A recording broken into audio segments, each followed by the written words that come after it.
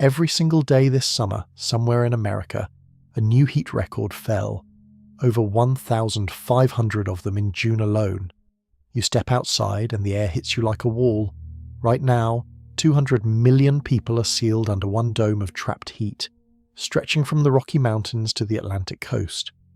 Ahead, we travel to a city where the pavement buckles under moving cars, a power grid pushed so hard it plunges millions into darkness, and a single number, hidden in your own sweat, that decides whether you live or die. If this hits close to home, hit subscribe and stay with us, because this is only the beginning. Take a breath. The heat is coming. We begin. Step onto a sidewalk in Phoenix, Arizona in the middle of July, and the ground can burn you before you even feel it coming. Every summer, burn units near the city treat people for injuries caused not by fire, but by the sidewalk itself. A person trips, catches themselves on the pavement, and walks away with a wound that looks like it came from a stove. Here is the strange part. The air temperature that day might read 110 degrees, but the concrete under your feet can climb far past that, sometimes 50 degrees hotter than the air around it. Think of a parking lot in summer like a giant cast iron pan left on a burner. The sun is the flame. The asphalt just sits there, soaking in heat all day long with nowhere for it to go. Doctors in Phoenix have a grim routine every summer. They treat dogs with burned paws. They treat toddlers who fell out of strollers. They treat elderly walkers whose canes touched down on scorching ground for a second too long. None of these people were caught in a fire. They were caught in an ordinary afternoon. These pavement burns are not small scrapes. Doctors treat them the same way they treat scald injuries from boiling water. Since contact with surface temperatures this extreme can destroy skin layers in seconds, not minutes. Some patients need skin grafts. Some spend weeks in recovery for an injury that happened during a walk to the mailbox. Burn specialists in the region say the surge of these cases arrives with a strange, predictable rhythm every single summer, spiking on the exact days when air temperatures climb past 110 degrees, as reliable as a tide chart. Here is the number that catches most people off guard.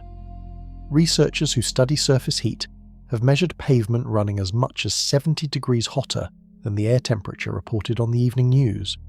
That means a forecast calling for a merely uncomfortable 105-degree day can hide a sidewalk baking at nearly 175 degrees, hot enough to cook food on, let alone stand on with bare feet. Weather forecasts measure air several feet above the ground. They say almost nothing about the layer of superheated concrete sitting just inches beneath a child's feet or a dog's paws. Phoenix offers a preview of something spreading well beyond one desert city. City planners now measure something called land surface temperature, separate from the number on your weather app, because the ground itself has become its own hazard. A crosswalk can be as dangerous as a stovetop, and most people walking across it have no idea. The National Weather Service now uses a tool called heat risk, specifically because ordinary forecasts were not capturing this danger well enough. Instead of a single number, it color codes each day on a scale factoring in how unusual the heat is for that place and season, how long it will last, and how dangerous it becomes for vulnerable groups. A reading in the deepest purple zone signals danger rare enough to affect anyone, healthy or not, simply by stepping outside too long. But the sidewalk is only the beginning of what this heat can do to a body. Because Phoenix does not create its own heat in isolation. Somewhere above the entire middle of the country, an invisible lid had settled into place, holding this heat down like a hand pressing on a lid. And it was about to spread from coast to coast. Picture a pot of water on the stove, with a heavy lid clamped on top. Steam builds, heat has nowhere to escape. That lid, sitting miles above the ground, is what scientists call a heat dome, and in the summer of 2026, one of the strongest ever recorded settled directly over the United States. Here is how it works, in plain terms. High in the sky, a massive pocket of warm air builds up and gets trapped by a ridge of high pressure. As that air sinks back toward the ground, it compresses, and compressed air heats up even more, the same way a bicycle pump gets warm in your hand when you push it fast. That falling, heating air also pushes storm clouds away, so there is nothing left to bring rain or cooler air in. The result is a blocking pattern that can sit still for days, even weeks, while the ground beneath it bakes without relief. Unlike a normal hot day that fades by evening, a heat dome refuses to move. It parks itself over a state or an entire region, like a truck stuck in traffic that never clears. There is another piece to this puzzle that makes a heat dome especially dangerous, and it has nothing to do with the sky at all. As the ridge of high pressure blocks incoming clouds, it also blocks something almost as important: the jet stream, a river of fast-moving air high above the Earth that normally pushes weather systems along from west to east. When that river slows down or bends into a stalled loop, whatever weather sits beneath it simply stops moving too. A heat dome behaves less like a storm passing through and more like a weather system parked in place, sometimes for a week or more, refusing to budge no matter how badly the ground beneath it needs relief. In 2026, this dome did not stay over one city. It spread across more than 2/3 of the country, pressing down on over 200 million Americans at once. Heat indexes, the number that combines temperature and humidity into what your body actually feels, climbed past 110 degrees in cities that rarely see numbers like that at all. Meteorologists have a name for what makes a heat dome like this even more dangerous today than decades ago. Warmer oceans and warmer average temperatures act like fuel poured onto an already hot system, making domes stronger and slower to break apart. What once was rare is now becoming an expected part of summer. Think of the atmosphere as a bathtub slowly filling with warmer water every single year. A heat dome does not need to work as hard to reach dangerous, record-breaking levels when the baseline water it is drawing from is already warmer than it used to be. Scientists describe this as loading the dice, since ordinary weather patterns that once produced a merely hot summer now have a much higher chance of tipping over into a genuinely dangerous one, riding on top of a climate that keeps getting warmer underneath every single system that passes through it. And this dome was not finished. It was about to write itself into the record books, city by city, in a way the country had never seen before. By the end of June alone, weather stations across the United States had matched or broken daily heat records more than 1,500 times. That is not 1,500 people feeling hot. That is 1,500 separate moments where a thermometer somewhere in America climbed higher than it ever had on that exact date, in some cases going back over a century. To picture 1,500 broken records, imagine every single school day of your entire life in kindergarten through high school, and then some. That is roughly how many separate days it would take to reach that number. Now imagine every one of those days setting a new high, all packed into a single month. These records did not fall in one tidy cluster either. They spread across the map like a wave rolling from state to state, hitting the mid-Atlantic and the Ohio Valley hard in one stretch, then swinging west into the Rockies and the desert southwest weeks later, before circling back east all over again. Meteorologists tracking the pattern described it less like a single heat wave, and more like a series of connected heat waves, each one arriving before the damage from the last one had fully faded. By early summer, tens of millions of Americans were already living under the highest level extreme heat alerts issued by the National Weather Service, warnings normally reserved for the most dangerous stretches of an entire season, not just its opening weeks. Some of these were not just daily records, they were all time records, meaning the hottest temperature ever measured at that location in any month, in any year since records began. When a city breaks its all-time high, it means the heat has pushed past a ceiling that had held for generations, sometimes since before anyone alive today was born. Weather station records in many American cities stretch back well over 100 years, through world wars, the Great Depression, and every previous heat wave anyone alive today has ever lived through. An all-time record means every single day recorded by every thermometer at that location, across an entire century of observation, now sits below this one afternoon, far more than simply the hottest day of this particular summer. For meteorologists who study long-term climate data for a living, watching decades-old records fall is treated less like ordinary weather news and more like the ground itself shifting underneath a number everyone assumed was safely permanent. Scientists who study extreme weather use a simple test to judge how unusual an event is. They ask how rare it would be without the warming caused by human activity, largely the burning of fossil fuels that trap extra heat in the atmosphere. For several of the 2026 heat waves, researchers concluded the intensity would have been extremely unlikely, in some cases nearly impossible, in a world without that added warming. This was a pattern stacking on top of another pattern, record after record, city after city, through an entire summer, far more than one freak afternoon, with the heat shifting from one region to the next, almost as soon as the last one caught its breath, never giving the country as a whole a real chance to fully cool down before the next wave rolled in. And two of the places hit hardest were cities that had never expected to see numbers like this at all. Salt Lake City sits in a valley ringed by mountains, a place known for dry air and snow-capped peaks, not for extreme heat. In July of 2026, the city hit 109 degrees, setting a new all-time high temperature record, the hottest ever measured there in recorded history. For a city built around a cooler mountain identity, this was not a small shift. Local reservoirs that feed drinking water began dropping faster than usual as heat pulled moisture out of the ground and out of mountain snowpack earlier in the season than expected. Farmers who depend on that same snowpack to water crops later in summer watch their safety net shrink in real time. Salt Lake City residents describe the shift in blunt, practical terms.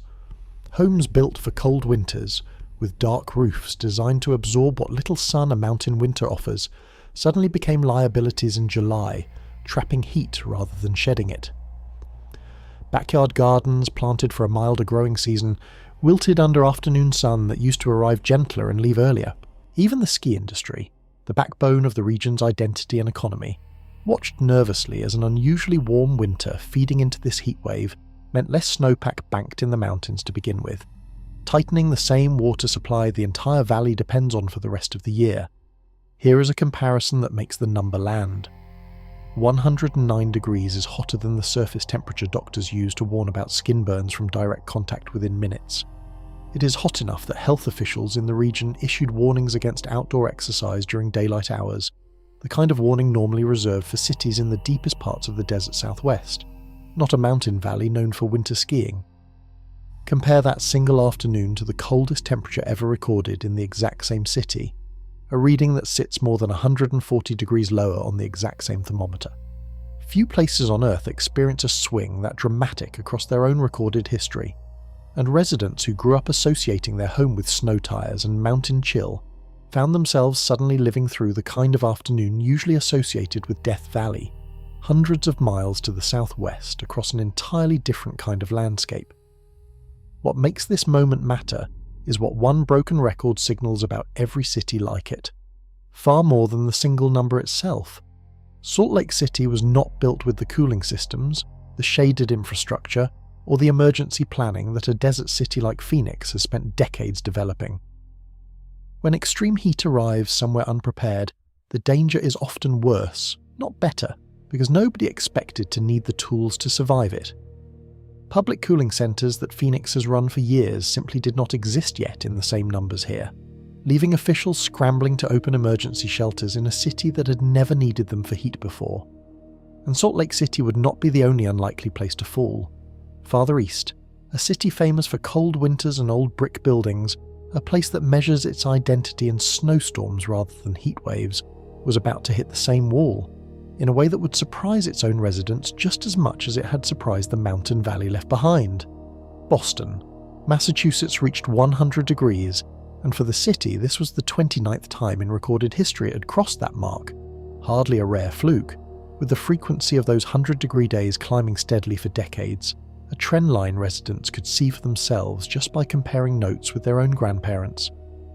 Unlike Phoenix or Salt Lake City, Boston was not designed with heat in mind at all. Its older neighbourhoods are packed with brick row houses, narrow streets, and buildings without central air conditioning, all built for a climate of cold winters and mild summers.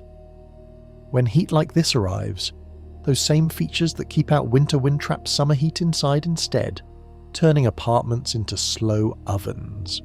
Brick itself makes the problem worse. The material is prized for holding on to warmth through a New England winter, slowly releasing heat back into a room long after the sun has set, which is exactly why builders favoured it for centuries. In summer, that same quality works against residents, as walls that spent the day absorbing direct sunlight keep radiating that stored heat back into apartments well past midnight, long after outdoor temperatures have finally started to drop.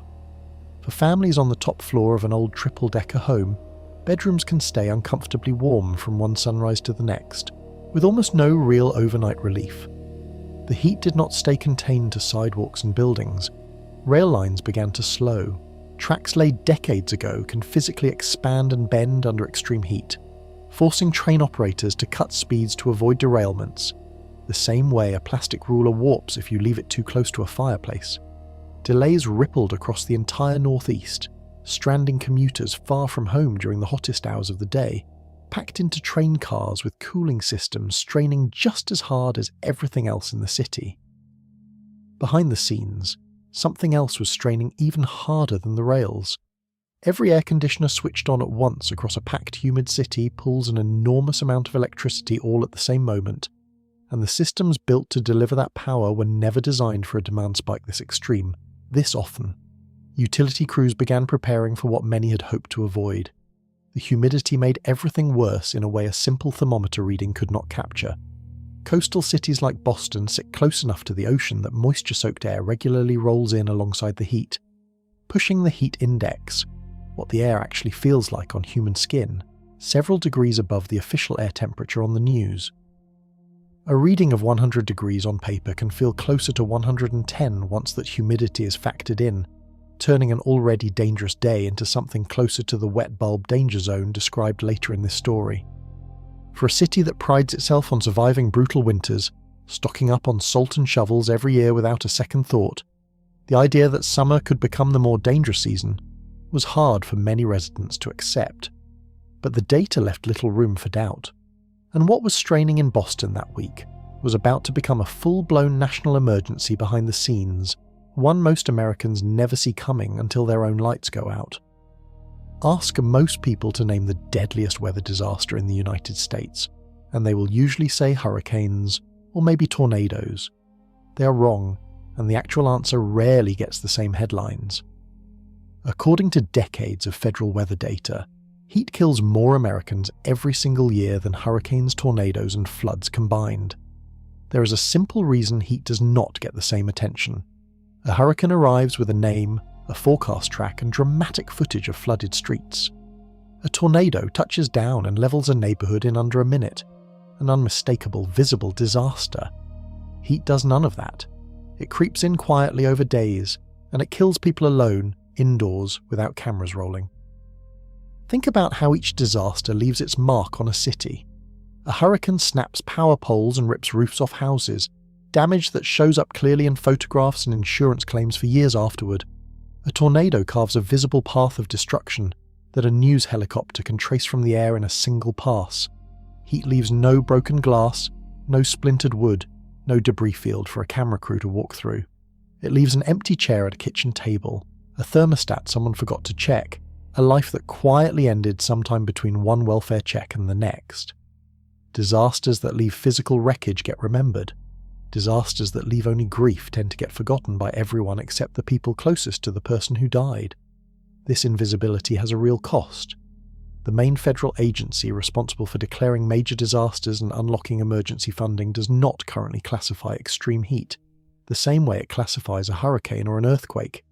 That means a heat wave that kills more people than a named storm can still receive far less emergency funding, fewer resources, and far less public warning, leaving local governments to shoulder a national-scale problem almost entirely on their own.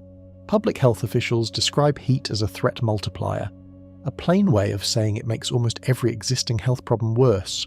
Heart conditions, breathing problems, kidney disease, even certain medications all become more dangerous once the body is forced to fight off dangerous internal temperatures on top of everything else it is already managing. Consider how the heart responds to extreme heat, and the threat multiplier idea becomes concrete rather than abstract.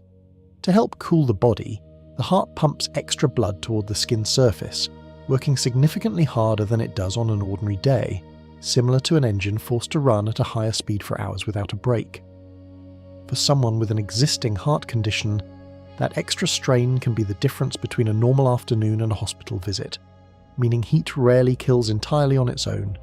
It usually kills by pushing an already weakened system past a breaking point it might otherwise have avoided for years.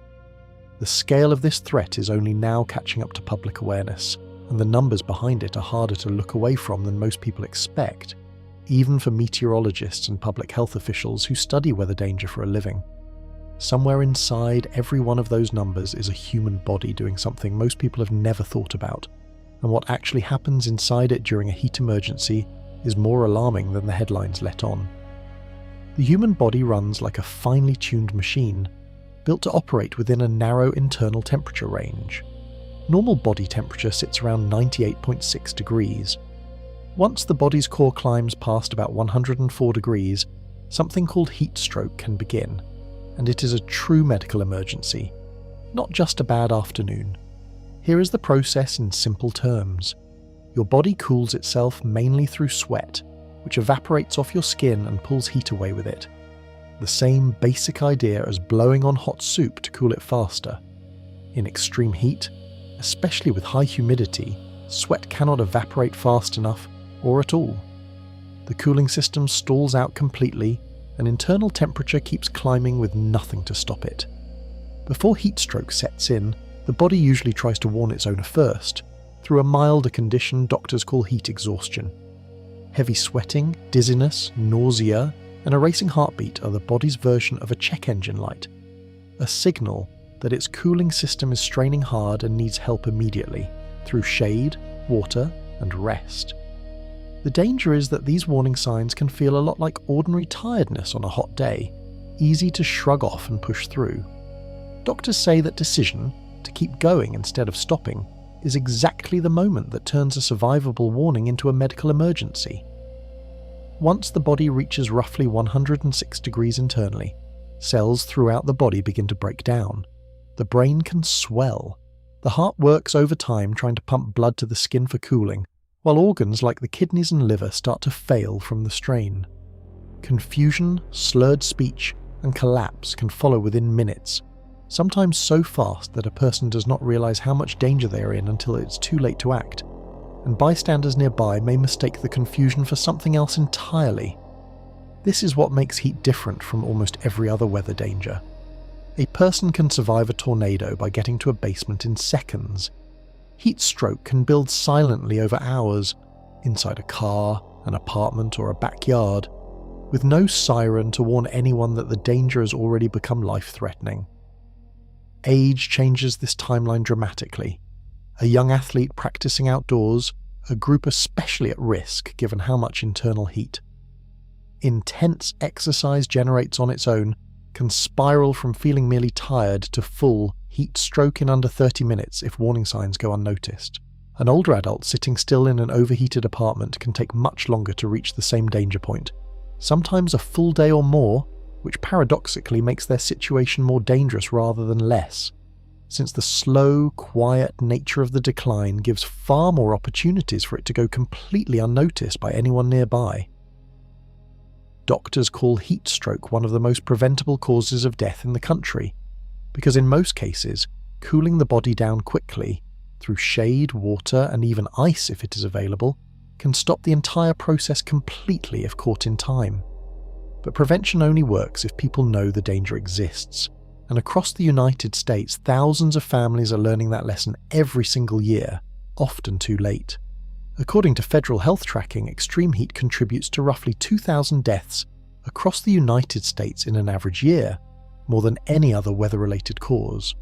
In 2023, the worst year on record since tracking began, that number reached 2,415 confirmed deaths. To understand how large that number really is, picture filling every seat in a packed high school football stadium section, the kind that holds a few thousand fans, and knowing that every single person there died from something as ordinary as summer heat.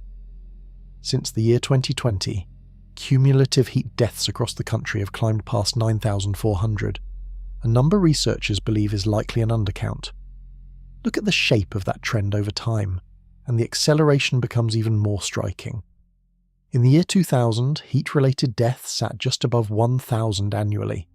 Researchers tracking the data found the pace of increase itself sped up dramatically in the years after 2016, climbing at a rate of nearly 17% every single year, far faster than population growth or any change in how deaths get counted could explain on its own. Something about the underlying danger itself was intensifying, not just the reporting around it. That undercount matters. Heat rarely shows up alone on a death certificate. It often worsens a heart condition, triggers a stroke, or pushes kidneys into failure, and doctors sometimes list the underlying condition as the official cause instead of the heat that triggered it. Public health researchers widely believe the true toll is significantly higher than what official numbers show. Some researchers have tried to estimate that hidden gap using a different method entirely, comparing the total number of deaths a region records during a heat wave against the number that region would normally expect on an ordinary week. This approach, called excess mortality, consistently produces death tolls noticeably higher than official heat-specific counts, since it captures every death nudged along by heat, not just the ones a medical examiner formally attributed to it on paper. The difference between these two numbers represents thousands of Americans each year whose deaths were shaped by heat, but never officially counted as such. There is a small piece of encouraging news buried in the data. Provisional figures for 2025 show a second straight year of decline, likely helped by expanded cooling centres, earlier public warnings, and growing public awareness. But researchers are cautious about celebrating too early, since a single brutal summer, like the one in 2026, can erase years of progress in a matter of weeks. Age is not the only factor separating who survives a heat wave and who does not. Income plays an outsized role too, since the ability to run air conditioning without worrying about the bill, to take unpaid time off an outdoor job, or to simply leave town during the worst stretch of a heat dome are all privileges tied directly to financial security. Researchers studying this pattern describe heat as a disaster that technically touches everyone equally, but kills selectively, concentrating its worst outcomes on the Americans with the fewest resources to protect themselves. These deaths are not spread evenly across the country. Some states carry a far heavier burden than others, and two in particular stand out so far above the rest that researchers describe them almost as a separate emergency of their own. Arizona and Nevada post the highest heat-related death rates in the entire country, and it is not particularly close. Between 2022 and 2025, heat contributed to nearly 3,000 deaths in Arizona alone, and just over 1,000 in Nevada, rates far above nearly every other state once population is taken into account, a gap wide enough that public health researchers treat these two states almost as their own distinct category of risk. This might seem surprising at first. These are the states most associated with desert heat, the places where residents are supposedly the most prepared for it. Homes have central air conditioning, public health campaigns run every summer, cooling centres open their doors when temperatures spike, and yet the death toll keeps climbing anyway. Part of the answer lies in simple population growth colliding with a harsher climate. Both Arizona and Nevada rank among the fastest growing states in the country, drawing new residents from cooler climates who may not fully understand desert heat until their first brutal summer. Retirees drawn by sunshine and lower costs of living often move to these states specifically for their later years, arriving at exactly the age when the body becomes least able to regulate its own internal temperature safely. A booming population meeting an intensifying climate creates exactly the kind of collision researchers describe when death tolls keep climbing even in states that consider themselves the most prepared. The explanation reveals something uncomfortable about how heat actually kills. It is rarely hikers lost in the wilderness, the image most people picture first. Far more often, victims are found indoors, in homes where the air conditioning broke down, was shut off to save money, or simply could not keep up during an extended heat wave that refused to let the temperature drop even overnight, night after night, with no real relief in sight. Extreme summer electricity bills in these states can climb into hundreds of dollars a month, and for residents living on a fixed income, that cost forces an impossible choice between running the air conditioner and paying for groceries or medication. Some choose to turn the unit off during the day to save money, not realizing how quickly an unventilated home can turn dangerous once outdoor temperatures climb past 110 degrees. Public health investigators in these states have learned to look for a specific grim warning sign when reviewing heat deaths, an electric meter that stopped spinning days before anyone found the body. A shut-off air conditioner in a desert climate is not simply an inconvenience. Indoor temperatures inside a closed, unventilated home can climb to match, or even exceed, the blistering temperature outside within a matter of hours, turning an ordinary living room into a space just as dangerous as standing directly in the sun.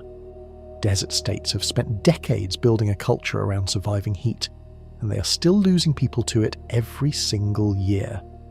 That raises an uncomfortable question for the rest of the country. If the states most prepared for extreme heat are still struggling to contain the death toll, what happens in places that have never had to prepare at all? Places without decades of institutional knowledge, without cooling centres built into the normal rhythm of a summer, and without a population already trained to take dangerous heat seriously. Behind a huge share of America's heat deaths is one specific heartbreaking pattern. An elderly person, living alone, found too late inside an apartment without working air conditioning. It is one of the most common and most preventable ways extreme heat kills, and it rarely makes the news, unfolding quietly behind an ordinary front door instead of on a highway or in a headline. Older adults face a double danger during a heat wave. Their bodies naturally become less efficient at regulating internal temperature with age, so they may not feel as thirsty or as overheated as they actually are, even as their core temperature climbs to dangerous levels. Many also take medications for heart conditions or blood pressure that interfere with the body's natural cooling process, without either the patient or their doctor thinking about heat risk at all. There is a financial layer hiding underneath this danger too.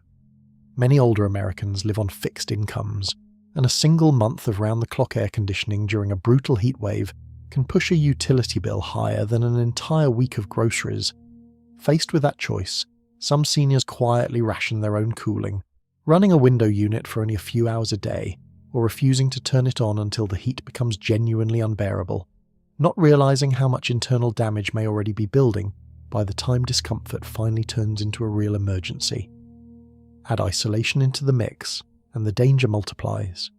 A younger, healthy person overheating at home might recognize the warning signs and call for help. An elderly person living alone, especially one with memory issues or limited mobility, may simply grow more confused as their body temperature rises, with no one nearby to notice until it is far too late. City health departments have started running wellness check programs during major heat waves, sending volunteers door to door in senior housing to check on residents personally, rather than relying on phone calls that might go unanswered. Some cities now treat extreme heat emergencies with the same urgency as a winter blizzard, opening shelters and distributing fans and portable air conditioning units to households that cannot afford their own. Some of the most effective programs run on something far simpler than technology: a genuine human relationship. Cities that pair volunteers with the same small group of senior residents throughout an entire summer, rather than rotating through a random list of names each time, report far better results, since a familiar face checking in feels less like a stranger knocking, and more like a neighbour who would actually notice if something felt wrong. Building that kind of trust takes time, exactly the kind of slow, unglamorous work that rarely makes headlines but quietly saves lives every single summer. Still, for every senior reached by a wellness check, researchers believe others are missed entirely, quietly overheating behind closed doors in ordinary apartment buildings across the country, sometimes on the very same block as a neighbour who would have gladly helped if only they had known. And elderly residents indoors were far from the only group facing a rising body count. Outside, in the direct sun, an entirely different set of Americans were being pushed past their limits every single day, with no wellness check program watching over them at all. While most Americans retreat indoors during the worst heat of the day, millions of construction workers, farm workers, delivery drivers, and landscapers have no choice but to stay outside, often during the exact hours when temperatures peak. For these workers, heat is an occupational hazard as serious as any piece of heavy machinery on the job site, not simply a weather story. Heavy physical labour generates enormous internal body heat on its own, even before outdoor temperature is added into the equation. Combine hard physical work with triple-digit heat, protective clothing, and long shifts, and a worker's body can be pushed toward heat exhaustion far faster than someone simply standing still outside.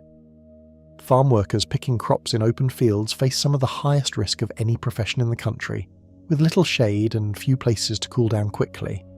Some jobs stack the danger even higher through the equipment they require. A roofer working under direct sun on dark shingles can face surface temperatures well above the air around them, radiating heat upward into their body from below, while the sun bears down from above. A worker in required protective gear, heavy boots, long sleeves, or a hard hat, effectively wears an extra layer that traps body heat exactly when the body most needs to release it. For these workers, taking that gear off is rarely an option, since the equipment exists to prevent a different kind of injury entirely, leaving little room to trade one danger for protection against another. For decades, there has been no single nationwide safety rule specifically covering heat. Even though workplace heat illness is entirely preventable with the right precautions, that gap is finally starting to close. Regulators have ramped up enforcement in high-risk industries, and new rules are moving through the approval process that would require employers to provide water, shade, and rest breaks once heat crosses a dangerous threshold. Protections that have never before existed at the federal level. New workers face the highest risk of all. The body needs time, typically 1 to 2 weeks, to gradually adjust to working in extreme heat. A process called acclimatization.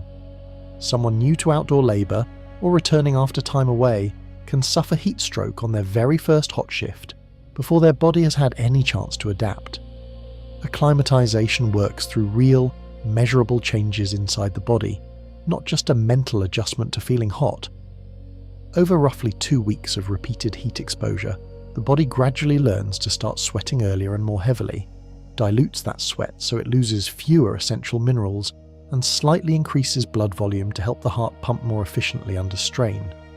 Skip that gradual build-up, and a worker is essentially asking an unprepared body to perform at full capacity on day one, the exact scenario that shows up again and again in workplace heat fatality investigations across the country. For millions of Americans, clocking into work during a heat wave means accepting a level of risk most office workers never have to think about, tucked safely behind climate-controlled glass while someone else bears the brunt of the same afternoon outside. But even outdoor workers eventually clock out and go somewhere. For another group of Americans, there was no shift to end and no door to walk through when the heat became too much. For people experiencing homelessness, extreme heat is a direct, immediate threat to survival, not an inconvenience to plan around, with none of the basic protections most Americans take for granted, no air-conditioned home, no car to escape into, and often no easy access to water throughout the day, leaving the body with almost no defense against an afternoon that everyone else can simply retreat indoors to avoid. Concrete sidewalks and sun-exposed public spaces, the same places where many unhoused Americans spend their days, are often the hottest spots in an entire city. Someone sleeping outdoors during a heat wave is essentially sleeping on top of a slow, burning surface, without the option of retreating somewhere cooler once night falls, since nighttime temperatures during major heat waves increasingly fail to drop to safe levels at all. Basic survival tools that most people take for granted become genuine daily obstacles. Refilling a water bottle means finding a business willing to let someone in, which is not guaranteed. Carrying medication that needs to stay cool, a common need for people managing chronic illness, becomes nearly impossible without reliable refrigeration. Even something as simple as finding shade competes with rules in many cities restricting where people can sit or rest in public for extended periods, meaning the safest, coolest spots in a city are sometimes the exact spots someone is not legally allowed to stay. Cities hit hardest by extreme heat have begun opening emergency cooling centres, air-conditioned public buildings where anyone can come inside during the worst hours of the day, no questions asked. Libraries, community centres, and even some subway stations have taken on this role during major heat emergencies, offering a few hours of genuine relief to anyone willing to walk through the door. But cooling centres typically close in the evening, sending people back outside right as nighttime heat, still dangerously high, settles back in. Outreach workers describe a brutal cycle during major heat waves. People who are unhoused often carry chronic health conditions at higher rates than the general population, conditions like heart disease or diabetes that heat makes significantly more dangerous. Combine that vulnerability with limited access to water, shade, and medical care, and heat waves become one of the deadliest periods of the year for this population, even though they rarely appear in official heat death statistics at all. Substance use adds another dangerous layer that outreach teams have learned to watch for closely. Alcohol and many common street drugs interfere directly with the body's ability to regulate its own temperature and recognize thirst, meaning a person already struggling with dependency faces compounded risk during extreme heat that a healthy bystander might never fully appreciate. Outreach workers say this is exactly why judgment-free access to water, shade, and cooling space matters so much, since the population most at risk is often the population least likely to seek help through traditional channels. This raises an uncomfortable pattern that reaches far beyond homelessness alone. Vulnerability to heat is rarely distributed evenly across a city.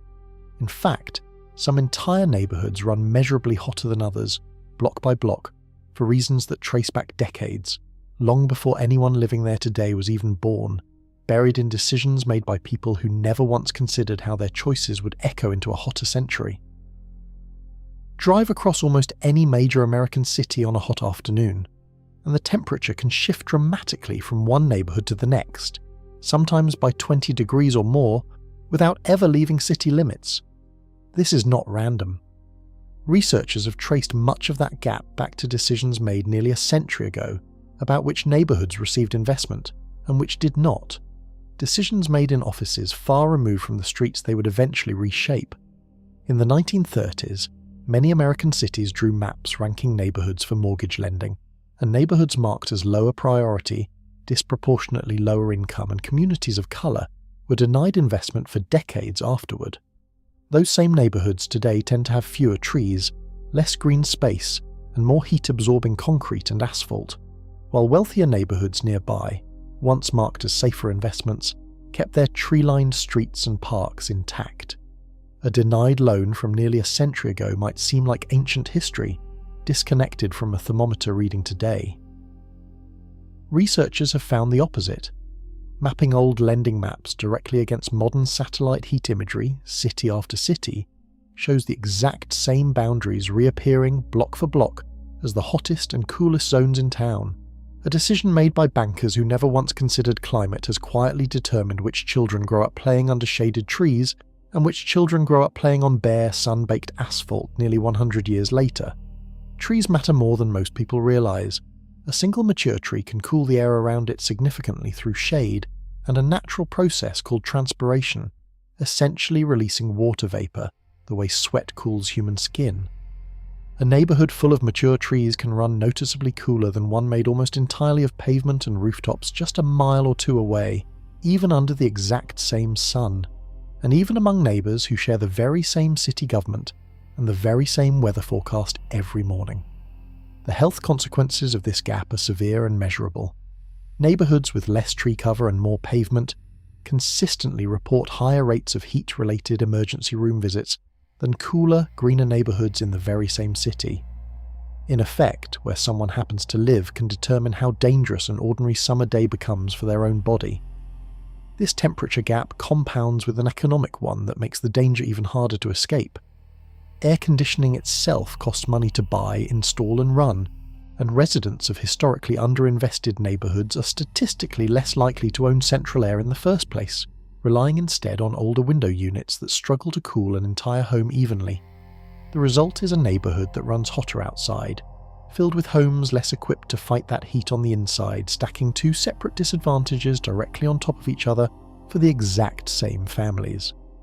Some cities have started tree planting programs specifically targeting these historically hotter neighborhoods, along with lighter-colored pavement designed to reflect sunlight instead of absorbing it. But trees take years to grow, and the gap they are trying to close was built over decades. In the meantime, the very materials cities are built from remain part of the problem, turning entire blocks into something closer to an oven than a neighborhood, one that residents cannot simply plant their way out of overnight. Cities do more than simply experience heat waves. In a very real sense, they help create them. This effect, known as the urban heat island, happens when concrete, asphalt and rooftops absorb sunlight all day and slowly release that stored heat well into the night. turning entire downtown areas into their own separate hotter climate compared to the countryside just outside city limits, sometimes only a short drive away. Think about the difference between walking barefoot on a grassy lawn and walking barefoot on a parking lot, both under the exact same sun. Natural surfaces like grass and soil reflect some sunlight and release moisture that helps cool the air above them. Pavement and rooftops do the opposite, soaking up heat like a sponge and holding onto it for hours after the sun goes down. Before cities existed on this land at all, natural landscapes handled heat through a built-in cooling system that took millions of years to develop. Wetlands, forests, and open grassland released moisture into the air constantly, cooling their surroundings the same way sweat cools human skin. Paving over that landscape did not just remove trees and grass, it effectively switched off an entire natural air conditioning system that had been running underneath American cities long before the first building was ever built on top of it. Multiply that single parking lot across an entire city, mile after mile of asphalt roads, concrete sidewalks and dark rooftops packed close together, and the effect compounds dramatically. Dense downtown areas can run 5 to 10 degrees hotter than nearby suburbs or rural areas on the very same day.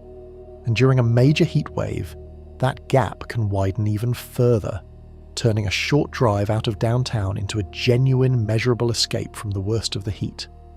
Tall buildings make the problem worse in another way.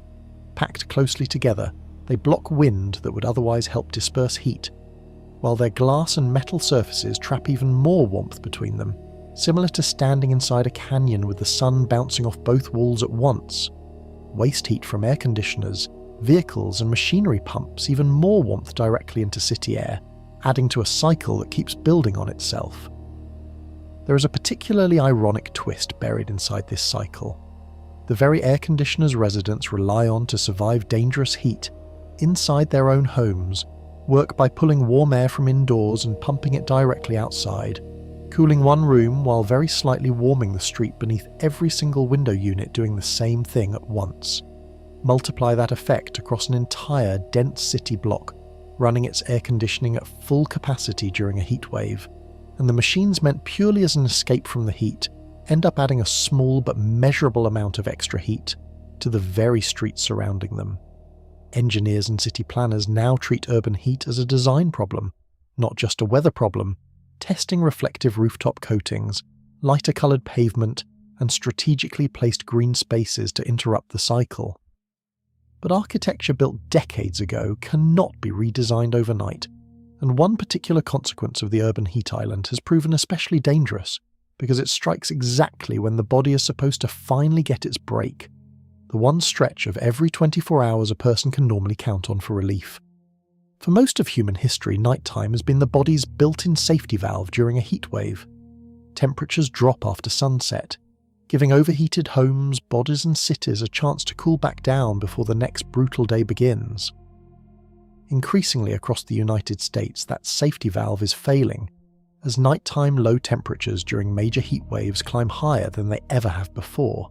This matters far more than it might sound like at first.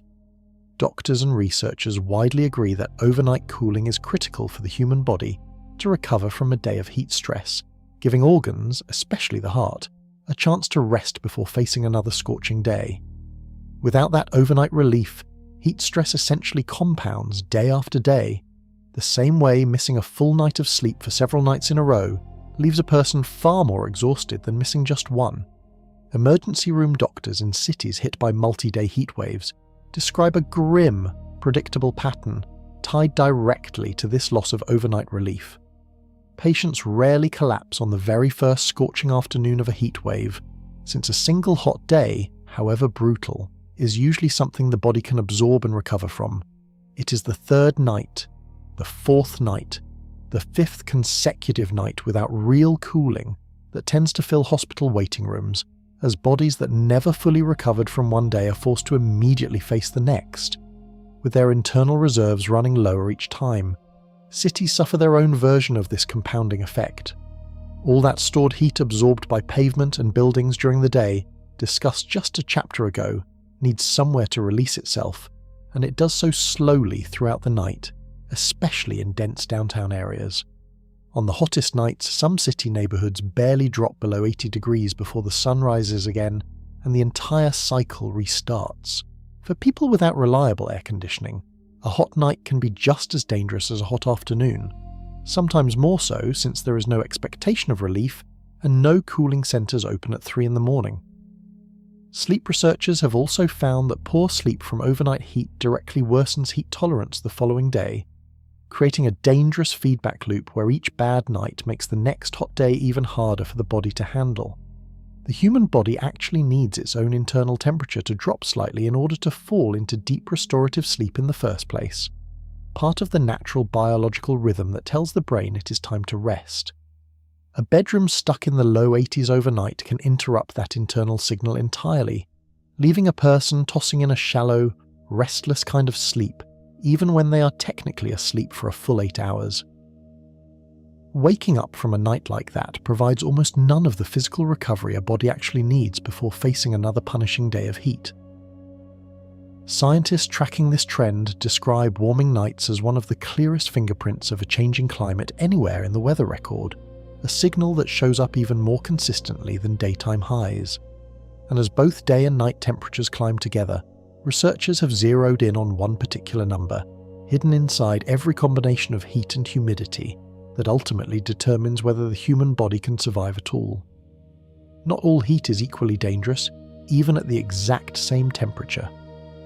A dry, 105-degree day in the desert can feel more survivable than a humid 95-degree day near the coast, and the reason comes down to a single measurement scientists call wet bulb temperature, one of the most important numbers in all of heat science.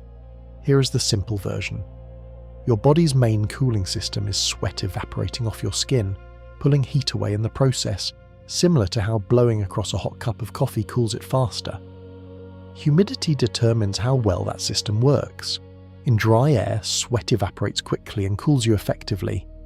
In humid air, the surrounding air is already full of moisture, so sweat has nowhere to go, and it simply sits on your skin instead of evaporating, providing little to no cooling at all. Scientists actually measure this number using a real physical tool, not just a mathematical formula on a screen. A wet bulb thermometer wraps a wet cloth around the bulb of an ordinary thermometer and exposes it to moving air, mimicking exactly what happens on human skin covered in sweat. As water evaporates off that cloth, it pulls the thermometer's reading down, the same way evaporating sweat pulls heat away from a real body. The lower that reading manages to drop compared to the regular air temperature, the more room the human body has left to cool itself safely. Wet bulb temperature measures exactly this combination of heat and moisture together, essentially calculating the coolest temperature your sweat could theoretically achieve through evaporation in a given environment. Scientists have identified a rough survivability threshold, a wet bulb reading around 95 degrees, above which even a healthy person resting in the shade with unlimited water could theoretically no longer cool their body enough to survive for an extended period. In practice, danger arrives at wet bulb readings far below that theoretical limit, especially for people who are elderly, sick, or working outdoors in direct sunlight, rather than resting comfortably in the shade. Regions along the Gulf Coast and the lower Mississippi Valley, where extreme heat regularly combines with extreme humidity, have already recorded wet bulb readings creeping into genuinely dangerous territory during recent summers. This explains a pattern that confuses a lot of people the first time they hear it. A dry desert city like Phoenix can technically reach far higher air temperatures than a humid city like Houston or New Orleans, yet in some cases the humid city presents the more dangerous overall combination for the human body, because dry desert air at least allows sweat to evaporate and provide some cooling relief. Humidity can genuinely strip away the body's single most important defense against heat, doing far more than simply making it feel worse. This single number explains why some of America's most dangerous heat waves do not happen in the hottest sounding places on a map, but in humid regions where the air itself works against the body's own defenses, quietly turning an ordinary summer afternoon into something far more threatening than the thermometer alone would ever suggest. And as this dangerous combination of heat and humidity spread across the country in 2026, it collided head-on with something entirely man-made, a power system straining harder than it had ever been designed to handle.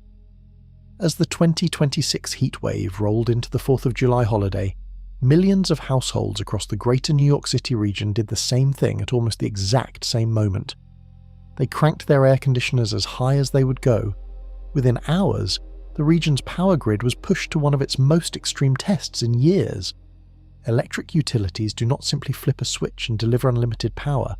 The grid is built around careful predictions of expected demand, and when actual demand spikes far beyond those predictions, especially all at once across an entire metropolitan area, equipment can overheat, transformers can fail, and entire sections of the grid can become genuinely dangerous to keep running.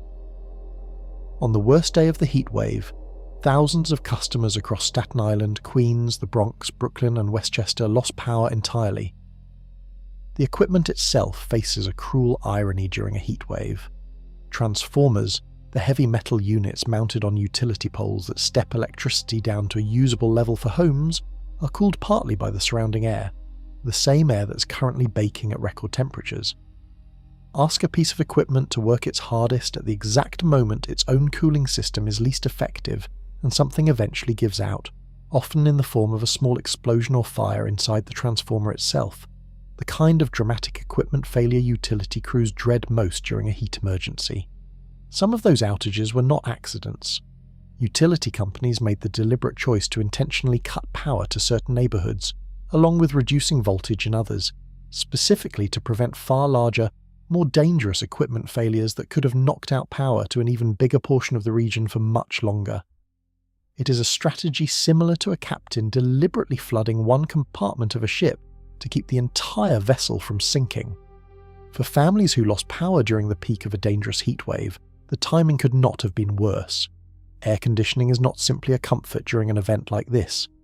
For elderly residents, people with existing health conditions and young children, it can be the single factor separating a rough afternoon from a genuine medical emergency, and losing it during the hottest hours of the hottest days carries real, immediate risk. Grid operators call this specific danger a compound emergency, two crises arriving at once that each make the other significantly worse. A heat wave alone is dangerous. A power outage alone is usually just an inconvenience. Layer them together, and a family that lost air conditioning during a heat dome faces a version of the exact same apartment. Danger described earlier in this story regarding isolated seniors, except now it can strike an entire building, an entire block, or an entire borough all at the exact same moment, overwhelming emergency services built to handle problems one household at a time. This was a preview of a much larger and more expensive American reckoning taking shape underground, on the rails, and across the entire infrastructure system, far more than an isolated New York problem, all of it originally built for a climate that no longer exists, a system about to reveal just how many other cracks were hiding beneath the surface, and it was only getting started. On the 4th of July weekend in 2026, drivers on Interstate 97 near Baltimore watched a lane of solid concrete lift itself into a jagged ridge in the middle of the road without warning, forcing the entire lane to close in the middle of holiday traffic. Engineers call this a pavement blow-up, and the mechanics behind it are simple once you picture them.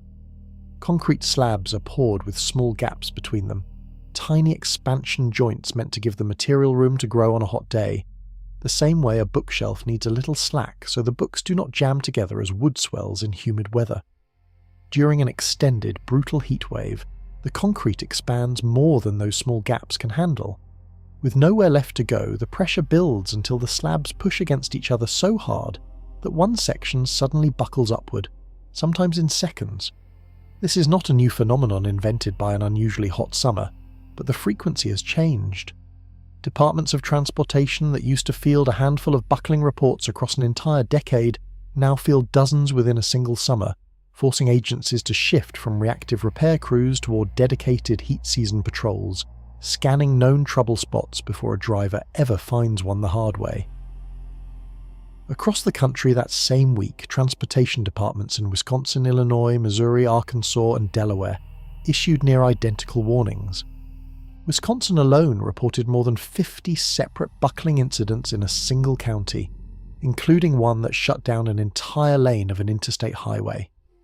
In Minnesota, a similar buckle had launched a moving car briefly into the air the year before.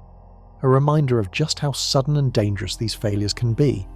For a driver, a pavement buckle can look deceptively small from a distance, sometimes just a slight bump or dip in the road. Officials say that is exactly what makes it so dangerous. A car hitting a buckle at highway speed can lose control instantly, blow out tyres on the broken debris, or even go partially airborne, all from a road surface that looked completely normal moments before. Most of America's roads are actually asphalt, not concrete, and asphalt fails differently, softening and rutting under extreme heat rather than cracking upward all at once. Either way, engineers agree on one uncomfortable point. The vast majority of American road infrastructure was designed decades ago, built around a range of expected temperatures that summers now regularly blow past. Repairing and redesigning roads for a hotter climate could cost states billions of dollars they have not yet budgeted for. Fixing the underlying problem means rethinking materials most road builders have relied on for generations. Some state transportation departments have begun experimenting with newer concrete mixes designed with more flexible joints and heat-tolerant binding agents, materials built specifically to expand and contract without cracking the way older concrete does. These upgrades cost more upfront than traditional paving, a hard sell for departments already stretched thin, but officials increasingly argue that paying more now costs far less than repeatedly patching the same stretch of highway every single summer for the rest of its lifespan. Roads were only the surface of the problem.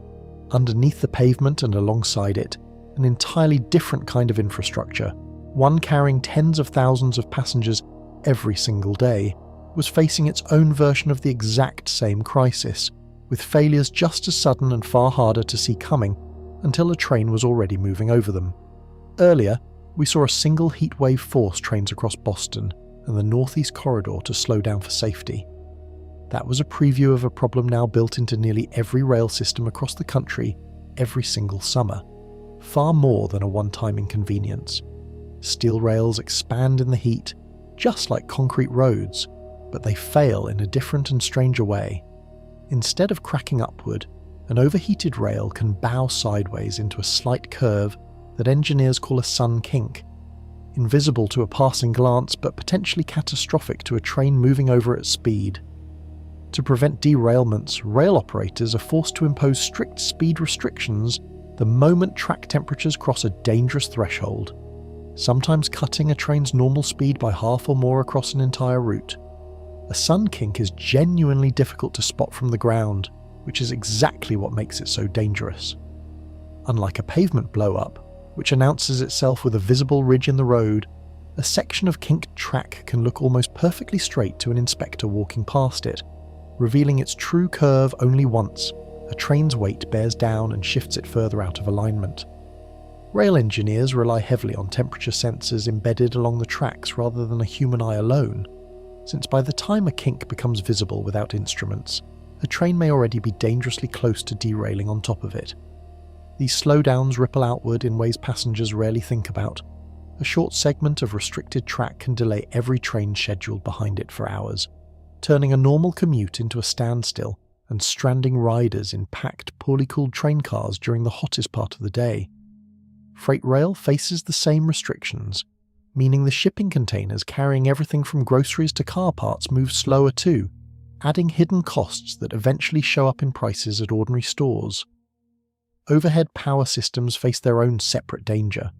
Electrified rail lines depend on overhead cables and connectors engineered to handle a specific temperature range, and when heat pushes far beyond that range, the physical materials themselves can begin to fail, melting or sagging in ways that shut down an entire line until emergency repairs are made. This has become a predictable part of running trains through an American summer, no longer a rare freak occurrence. The financial toll of these slowdowns rarely shows up as a single dramatic headline, which is part of why it goes so widely unnoticed. A rail operator forced to run trains at half speed for weeks at a time burns through more fuel or electricity per mile, pays overtime to crews stuck working longer shifts to cover the same routes, and faces mounting compensation costs for delayed freight contracts written before anyone accounted for heat-related slowdowns, becoming a routine cost of doing business rather than a rare exception. transit agencies have started treating heat the same way they treat a major snowstorm, with dedicated response plans, pre-positioned repair crews, and public alerts warning riders to expect delays before a heatwave even arrives. But retrofitting an entire national rail system for hotter summers is slow, expensive work, and it competes for funding against countless other needs. While engineers race to keep trains moving above ground, an entirely different kind of infrastructure was quietly failing below the surface, in the soil itself, where the exact same heat was starting to threaten something the country depends on just as much as roads or rail: its food supply. In the middle of a critical growing season in 2026, government crop surveyors delivered a grim update from the nation's corn belt. Nebraska's corn crop had fallen to just 54% rated good to excellent, its second worst early August rating in over a decade. South Dakota's numbers were even more alarming, dropping more than 20 percentage points in a single month. To understand why heat hits corn so hard, picture pollination like a delivery window that cannot be missed. For roughly a week each summer, corn plants release pollen that must successfully reach and fertilize each individual kernel, forming on the cob a precisely timed biological process. Extreme heat during that narrow window can dry out pollen or damage the plant's reproductive tissue entirely, and once that week passes, there is no second chance. A single scorching heat wave arriving at exactly the wrong moment can quietly determine an entire year's harvest. Soybeans, planted across millions of the same acres as corn throughout the Midwest, face a strikingly similar vulnerability during their own flowering stage, meaning a single stretch of extreme heat can threaten two of the nation's largest crops at once rather than just one. Farmers describe watching the forecast during this window with a kind of dread rarely felt at any other point in the growing season, since decisions made months earlier, which seeds to plant, when to irrigate, how much fertilizer to apply, can all be undone by a handful of scorching afternoons arriving at precisely the wrong week. The damage in 2026 was not spread evenly. Western Corn Belt states baked under intensifying drought right as their crops entered this critical stage, while farther east some regions faced the opposite extreme, excessive rainfall flooding fields and washing away fertilizer their crops still needed. Farmers found themselves fighting two different disasters at the same time, with heat and drought draining some fields dry while storms drowned others only a few hundred miles away. Alabama told its own version of the story. Nearly 70% of the state experienced at least moderate drought this season, delaying corn planting and forcing ranchers to buy expensive supplemental feed for cattle because pasture grass had simply stopped growing. Livestock face a version of heat stress that mirrors what humans experience without any of the same options for relief. Cattle standing in open pastures cannot step into an air-conditioned building or reach for a glass of ice water, and extended heat can measurably reduce how much weight they gain and how much milk dairy cows produce, translating directly into higher prices down the entire supply chain, from a gallon of milk to a pound of ground beef at an ordinary grocery store months later. Ranchers increasingly invest in portable shade structures and extra water tanks, treating heat mitigation as a routine cost of doing business rather than an occasional inconvenience. The consequences reach far beyond any single farm.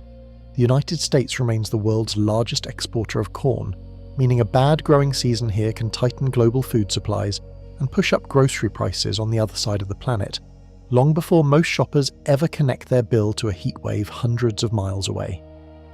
Behind every stressed cornfield lay an even bigger, less visible crisis. The water needed to keep any of this alive was quietly running out beneath the entire country, in reservoirs and rivers that were never designed for a demand this relentless. Every heat wave carries a hidden twin that rarely makes headlines on its own. Drought builds slowly, silently, for weeks and months, rather than announcing itself with a single dramatic afternoon, the way a heat dome does, until reservoirs that tens of millions of Americans depend on for drinking water and irrigation begin sliding toward historically low levels. The connection between heat and drought works in both directions, feeding each other in a loop that is hard to break. Extreme heat pulls moisture out of soil and vegetation far faster than normal, drying out land that would otherwise hold on to rainfall. Dry land, in turn, heats up even faster than moist land, since there is no evaporating water left to cool the surface, the same reason a damp towel feels cooler against your skin than a completely dry one. Each hot, dry day makes the next one worse. This feedback loop explains why drought maps and heat maps so often trace nearly identical shapes across the country in a bad year. Once soil dries out completely, sunlight that would normally be spent evaporating ground moisture instead goes directly into heating the air right above it, a shift that can add several extra degrees to an afternoon high in a region already suffering through an extended dry spell. Farmers and meteorologists both watch soil moisture readings closely for exactly this reason, since dry ground actively manufactures more heat on its own, rather than merely serving as a symptom of drought. By the middle of 2026, more than 1/4 of all land in the United States sat under conditions of severe drought or worse, according to federal monitoring, with nearly half of the entire western United States affected. Mountain snowpack, the slow-release valve that normally feeds rivers and reservoirs throughout the summer, has been arriving later and melting earlier in recent years, shrinking that natural buffer right when demand for water peaks the most. For the millions of people living across the Southwest, this is not an abstract problem. Reservoirs along the Colorado River system, the water source for cities and farms across 7 states, have spent recent years sitting well below their historic average levels, forcing painful negotiations over who gets how much water when supply keeps shrinking. Farmers, cities, and power utilities that all depend on the exact same river system increasingly find themselves competing over a shrinking pool. Some of the largest reservoirs along this river system also generate hydroelectric power for millions of homes, meaning falling water levels threaten more than just drinking supply and irrigation. Dams designed decades ago assumed a certain minimum water level to keep turbines spinning efficiently, and as reservoirs drop closer to that operational floor, the electricity they generate becomes less reliable, at the exact moment demand for power is climbing fastest, driven by all those same air conditioners fighting the heat described throughout the rest of this story. Drought does more than threaten drinking water and crops. It transforms entire landscapes into something far more combustible, drying out grasses, brush, and forests until they become little more than kindling waiting for a spark. And in the summer of 2026, that spark was about to arrive across millions of acres at once, fed directly by the same relentless heat baking the rest of the country. Fire officials rarely issue their highest possible alert level this early in the summer. In 2026, the National Interagency Fire Center did exactly that, declaring the nation's top wildfire preparedness level in mid-July, a warning typically reserved for the most dangerous stretches of late summer, not the middle of it. Forecasters projected the season would ultimately burn somewhere between 5.5 million and 8 million acres nationwide, an area that could cover a state the size of Massachusetts more than once over. The highest danger concentrated across the interior northwest, the Rocky Mountains, and the desert southwest, exactly the regions already suffering the worst combination of heat and drought described in the chapter before this one. Fire behavior specialists track something they call fuel moisture, a measurement of exactly how much water remains locked inside grass, brush, and dead branches scattered across a landscape. Under normal conditions, that moisture acts like a built-in fire extinguisher, absorbing heat and slowing a fire's spread even after ignition. Extreme heat and drought strip that natural buffer away almost entirely, leaving behind vegetation so dry it can ignite from little more than a spark and a stiff breeze, conditions fire crews describe as explosive rather than merely dangerous. Here is why heat and drought turn a normal fire season into something far more dangerous. A spark from lightning, a downed power line, or even a dragging trailer chain can ignite dry grass or brush almost instantly once vegetation has been baked, to the point where it holds almost no internal moisture. Once ignited, extreme heat pulls fires forward even faster, since hot, rising air creates its own local winds that can push flames across a landscape at a pace firefighting crews struggle to outrun. The danger from wildfire smoke, unlike wildfire flame, does not respect state lines or even keep to the region actually burning. Smoke lofted high into the atmosphere by these fires has repeatedly drifted hundreds, even thousands of miles downwind, turning skies hazy and air quality dangerous as far away as the Midwest, the Great Lakes, and the entire Northeast, meaning people who never see a single flame can still end up breathing its consequences.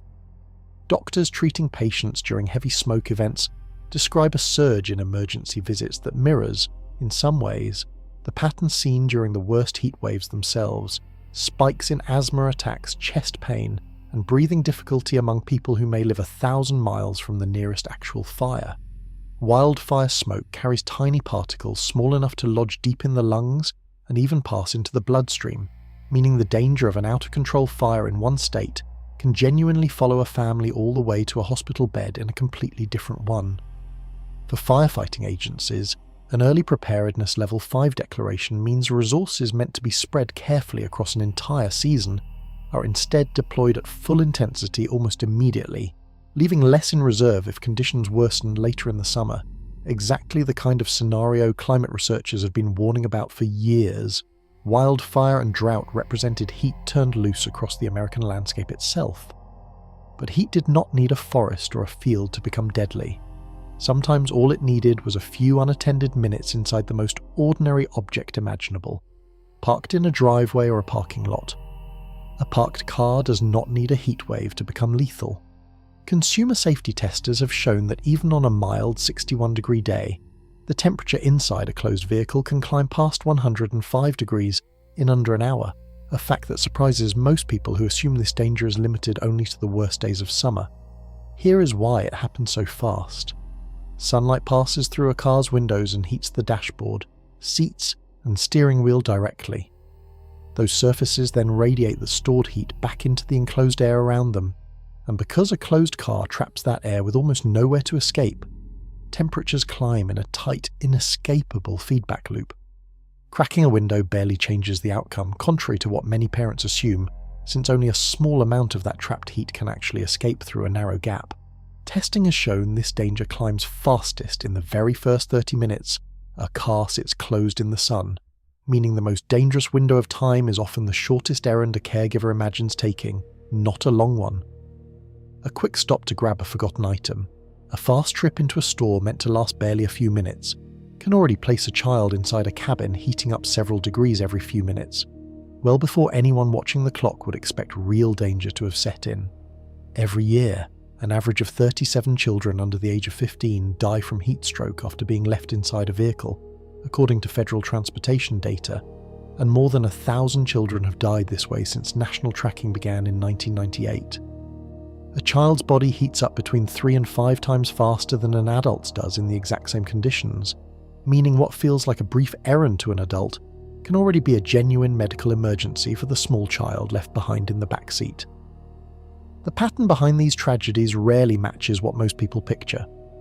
Roughly half of these deaths happen because a caregiver, in the middle of an ordinary distracted routine, simply forgot a sleeping child was in the back seat at all, often while heading somewhere completely different from their normal daily schedule. It is a devastating reminder that this danger happens to loving, attentive parents just as often as anyone else. Regardless of the neglect people often assume must be involved, children are far from the only living passengers at risk inside a hot car. Pets left behind for even a few minutes face the exact same rapid, deadly temperature spike, with no way to escape and no way to ask for help. Prevention advocates have learned that guilt-based warnings rarely change behaviour, since almost every caregiver already believes forgetting a child is something that could never happen to them specifically. Instead, safety campaigns increasingly promote small physical habits designed to interrupt an ordinary distracted routine before it turns tragic, placing a phone, a purse, or a work badge in the back seat alongside the child, so that reaching for it later forces a caregiver to see the back seat one more time before ever walking away from the vehicle. A locked car is a small contained space, but the exact same physics scaling up across an entire home, an entire neighbourhood, an entire city was quietly reshaping something much larger than anyone's daily errands. It was reshaping who could even afford to keep living in the hottest parts of the country at all.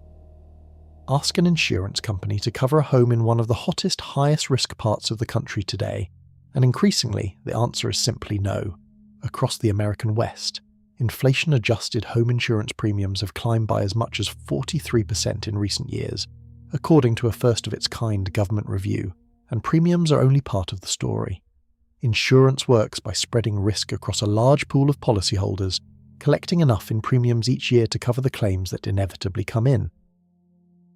As extreme heat drives more wildfires, more flash flooding from sudden storms, and more humidity-related property damage, insurance companies are paying out far more in claims than they once budgeted for. Their responses followed a predictable pattern nationwide: raise premiums sharply, tighten coverage limits, and in the highest risk areas, simply refuse to renew a policy at all, regardless of a homeowner's payment history.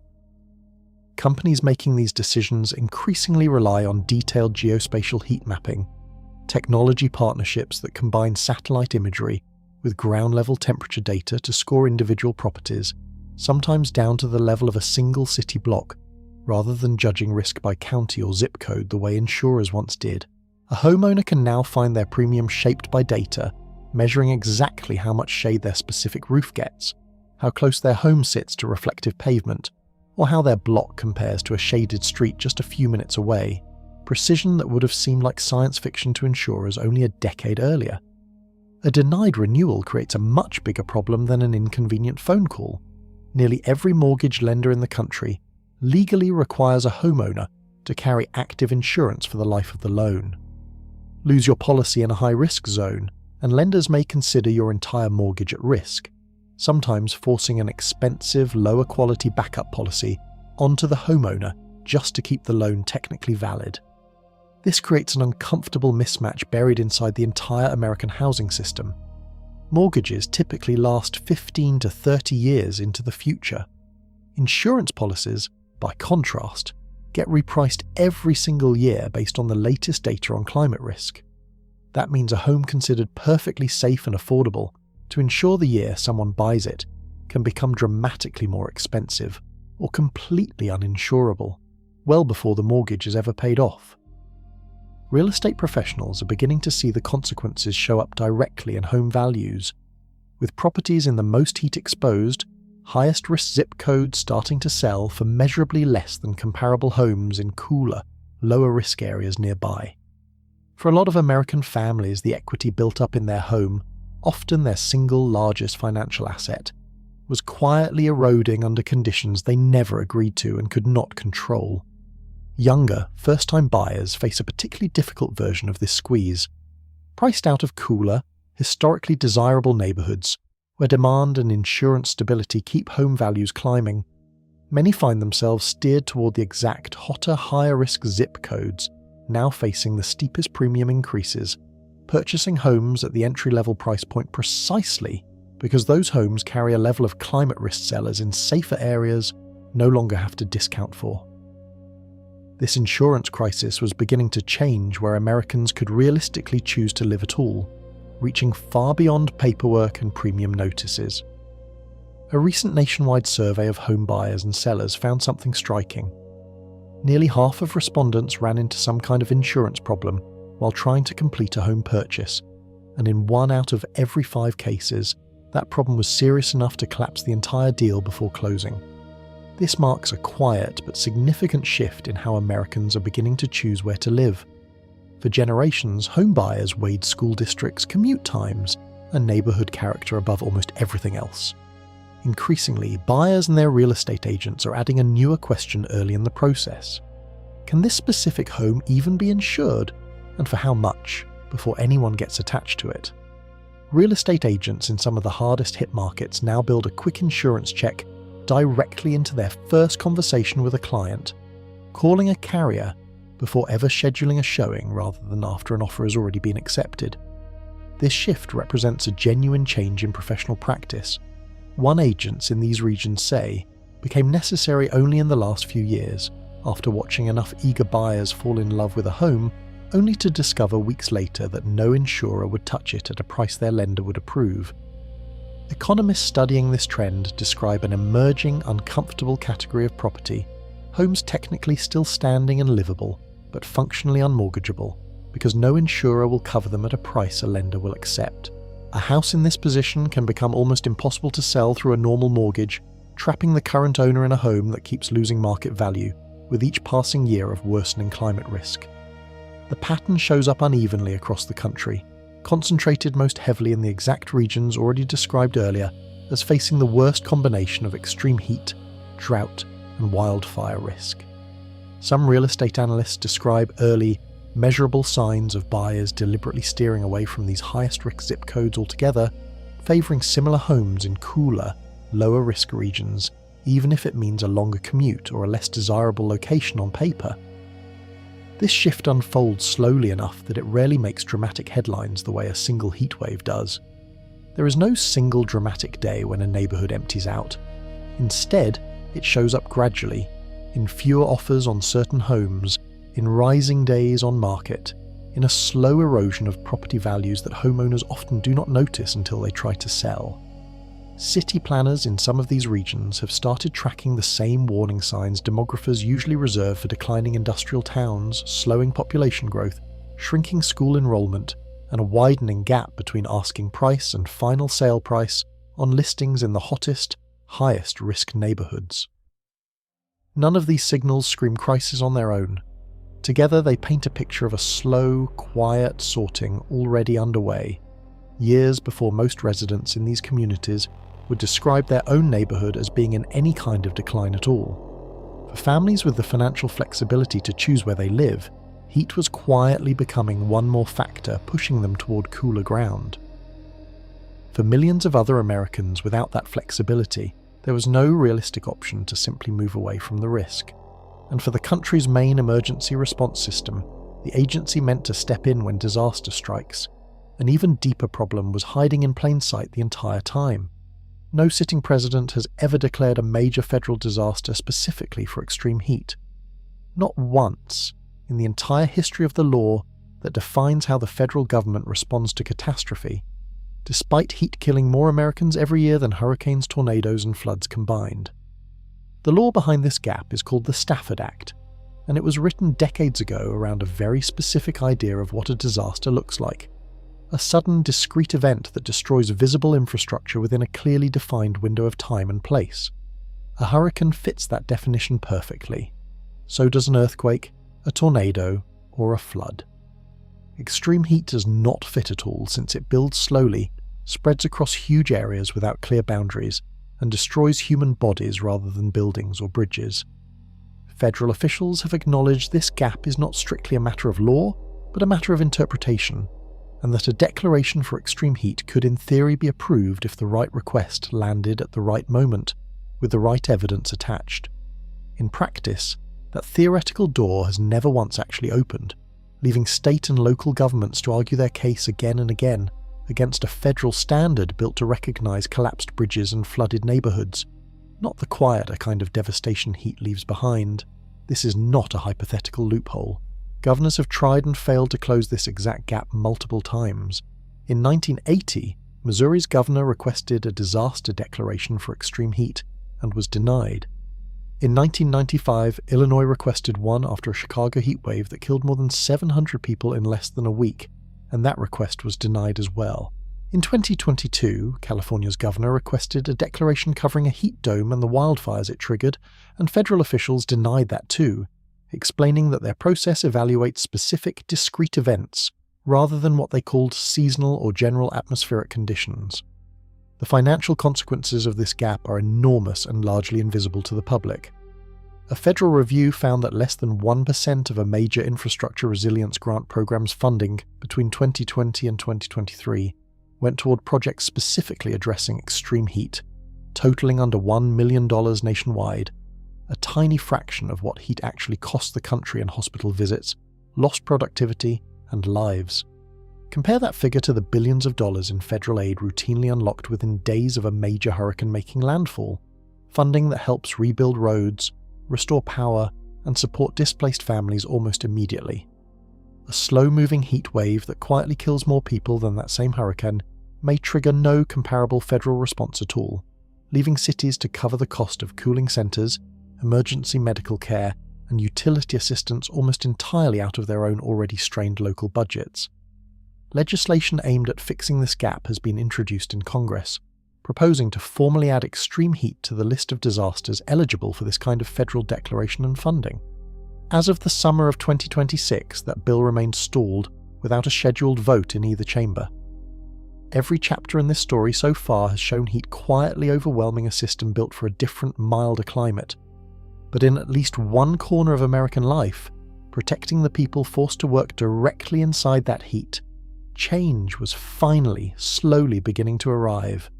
For as long as workplace safety regulations have existed in the United States, there has never been a single permanent federal rule specifically protecting workers from heat on the job, whether on a construction crew, in a farm field, or inside a warehouse standing next to industrial ovens. Heat, the single deadliest weather hazard in the country, has operated in a regulatory blind spot for generations. That gap has started closing piece by piece, though not yet completely. In April of 2026, the federal government replaced its temporary heat enforcement program with an expanded version running all the way through the year 2031, specifically targeting 55 industries where workers face the highest heat-related risk. Under this expanded effort, heat-related workplace inspections jumped dramatically, from roughly 200 a year under the old program to nearly 2,400 a year now, transforming heat from a rarely enforced afterthought into a real, everyday compliance risk for employers. For business owners, this shift changes the calculation around heat safety in a very practical way. A company that once treated water breaks and shade tents as a courtesy now has to treat them as a genuine legal exposure, since an unannounced inspection landing on the wrong afternoon can result in real financial penalties. Safety consultants say they have seen a noticeable uptick in employer requests for heat-specific training programs since the expanded enforcement effort began, a sign that fear of inspection can sometimes move faster than a completed law. A full permanent federal standard, one with the force of binding law rather than a temporary enforcement program, remains under review. The proposed version would require employers to provide water, shade, and mandatory rest breaks once a combined heat and humidity reading crosses 80 degrees for more than 15 minutes. A concrete, measurable trigger rather than a vague suggestion to simply use good judgment.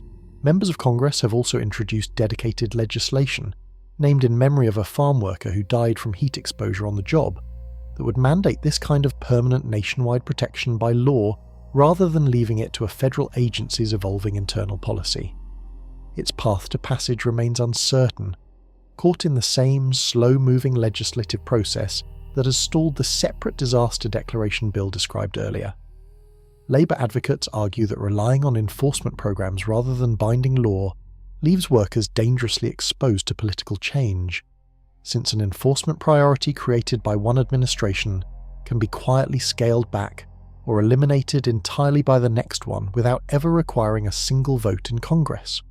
A permanent standard written into law, they argue, would outlast any single administration's shifting priorities, guaranteeing the exact same baseline protection to a farm worker in Texas as to a warehouse employee in Ohio, regardless of which political party happens to control the federal agencies overseeing workplace safety in a given year. Until any of this becomes permanent law, workers remain protected mainly by a much older, broader legal principle, one simply requiring employers to keep workplaces free of any recognised preventable hazard. It offers real protection, but nowhere near the specific enforceable clarity a dedicated heat standard would provide. Adults heading to a construction site or a farm field at least chose that job, aware in some general sense of the risk. Children heading into a classroom every morning had made no such choice at all, and across the country the same rising heat was starting to reach directly into their school day too.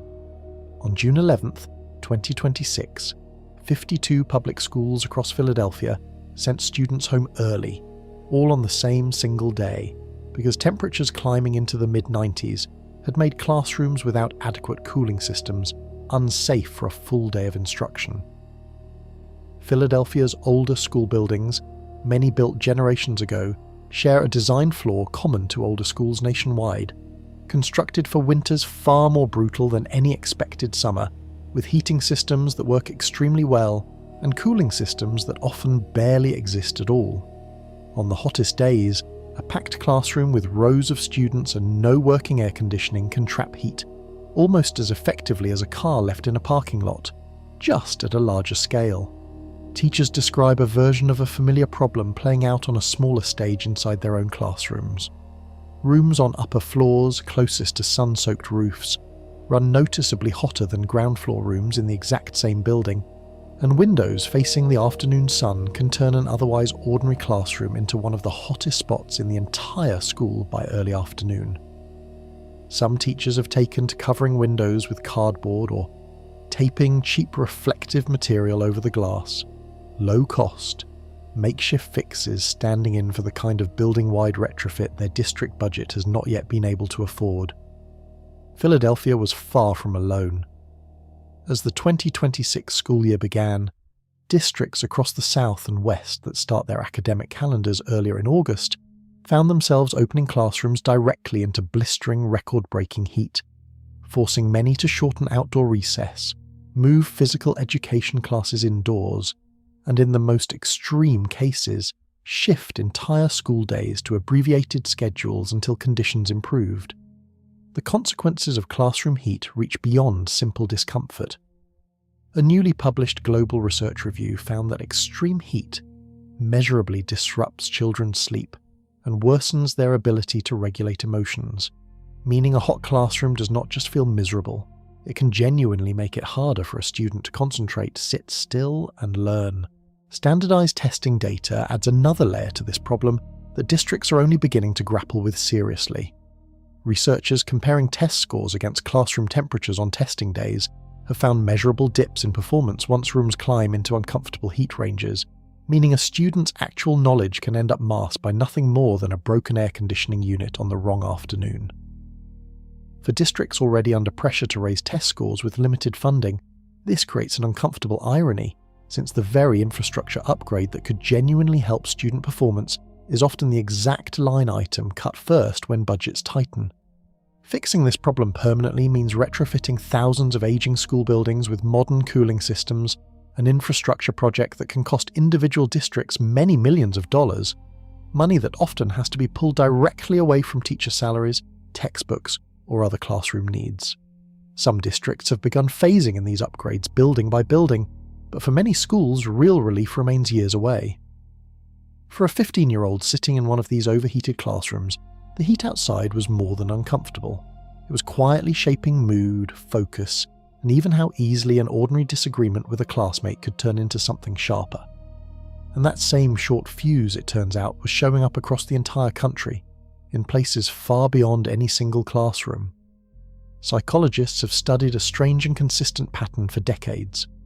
As temperatures rise, so does human aggression, not as a vague feeling, but as a measurable pattern showing up again and again in violent crime statistics, domestic disputes, and even fights between strangers who would likely never have clashed on a cooler day. Researchers call one leading explanation the temperature aggression theory. Extreme heat is physically uncomfortable, and that discomfort drains the exact same mental resources the brain normally uses to stay calm, think clearly, and control impulsive reactions. Picture your patience like a phone battery that heat quietly drains faster than usual, leaving far less charge available by the time something actually irritates you. A second explanation, researchers point to, has nothing to do with brain chemistry at all, and instead simply comes down to where people spend their time. Extreme heat pushes more people outside into parks, sidewalks, and public spaces during evening hours once the worst daytime heat has faded, placing more strangers in closer physical proximity to each other than a typical cooler evening ever would. More people crossing paths in public naturally creates more chances for an ordinary disagreement to escalate, a pattern researchers call routine activity theory, working alongside, not instead of, the more direct psychological effects of heat on mood. The data behind this pattern is difficult to dismiss as coincidence. One controlled study inside American prisons found violent incidents between inmates jumped 18% on the hottest days compared to milder ones, a striking result given that prison environments are otherwise tightly controlled and monitored. Broader studies across dozens of American cities have found violent crime consistently rising alongside daily temperature, even after researchers accounted for the simple fact that more people are outdoors and interacting with each other during hot weather in the first place. Heat's effect on the mind reaches beyond aggression toward others. Emergency room visits for mental health crises and self-harm reliably climb during periods of extreme heat, and researchers have found this relationship holds remarkably steady across different cities, income levels, and even access to air conditioning, suggesting something about extreme heat itself, not just discomfort, genuinely affects brain chemistry and mood regulation. Some researchers describe this as one of the least publicly understood dangers of a warming climate, since almost nobody thinks to check the thermometer when a friend seems unusually irritable, or a family member seems more anxious than usual during a brutal stretch of summer. Extreme heat rarely gets treated as a mental health risk factor, the way it gets treated as a physical one, even though the underlying data suggests it deserves nearly the same level of public attention as heat stroke itself. Extreme heat also measurably slows basic thinking. Laboratory testing has found that people exposed to high heat show slower reaction times, reduced short-term memory, and increased impulsivity compared to the exact same people tested in comfortable conditions, meaning heat can quietly impair decision-making, even in people who feel completely fine on the surface. None of this happens by accident or coincidence. It is the human brain, an organ finely tuned by evolution to operate within a narrow temperature range, straining under conditions it was never built to handle for weeks on end. And nowhere in modern American history is that strain more visible than in a single devastating week that unfolded in one Midwestern city 3 decades ago. In July of 1995, over the course of about 5 days, a heatwave killed more than 700 people in the city of Chicago alone, a death toll higher than many hurricanes and tornadoes in American history combined, concentrated entirely within a single American city and a single week. Meteorologists at the time did not consider the heatwave itself especially unusual on paper, with high temperatures reaching the upper 90s and low hundreds, numbers many American cities now experience routinely most summers. What made the event so lethal was a combination almost nobody had planned for. Oppressive humidity that prevented the city from cooling overnight, combined with a population caught almost entirely off guard by a threat nobody had trained them to take seriously, since heat had never before been treated with the same urgency as a blizzard or a flood. The victims shared a strikingly consistent profile. Most were elderly, living alone, without working air conditioning, in neighbourhoods where poverty, isolation and fear of crime kept many residents from opening windows, even as their apartments turned into ovens. Some victims were found days after they died, discovered only when neighbours noticed a smell or a stack of uncollected mail, a haunting reflection of exactly how invisible this kind of death can be. The scale of the crisis overwhelmed the city's infrastructure in ways nobody had prepared for. The county medical examiner's office ran out of space to store the dead, forcing officials to request refrigerated trucks from a local meatpacking company just to hold bodies until they could be properly identified and released to grieving families, an image that later became one of the defining, sobering symbols of the entire tragedy, one that still appears in public health textbooks discussing the event today. Illinois formally requested a federal disaster declaration for the heatwave. That request was denied, for the exact same legal reasons described earlier regarding extreme heat's uneasy fit within federal disaster law, a decision that still frustrates public health researchers to this day, given the sheer scale of loss involved, loss that in raw numbers exceeded some of the deadliest hurricanes in American history. What Chicago's tragedy did accomplish was a genuine, lasting shift in how American cities approach heat emergencies. In the years that followed, the city built out one of the nation's first serious heat response systems, including door-to-door wellness checks for isolated seniors, a strategy that other cities across the country, described earlier in this very story, would eventually adopt as their own primary defense against the exact same danger. Public health researchers now treat 1995 as a genuine turning point, the moment extreme heat first began to be studied with the same seriousness as any other major American disaster. Academic papers analysing the event are still cited today in city emergency planning documents nationwide, and the specific warning signs identified afterward — isolation, lack of air conditioning, fear of leaving windows open — remain the same core risk factors public health officials watch for in every major heatwave since, including every single one described throughout this story. Chicago's warning came from a single Midwestern city, catching the world off guard in 1995. A quarter of a century later, on the opposite side of the country, an entire region famous for its cool, rainy weather would learn the exact same lesson, in an even more extreme and unprecedented way. For 3 days at the end of June in 2021, temperatures across the Pacific Northwest did something meteorologists initially struggled to believe.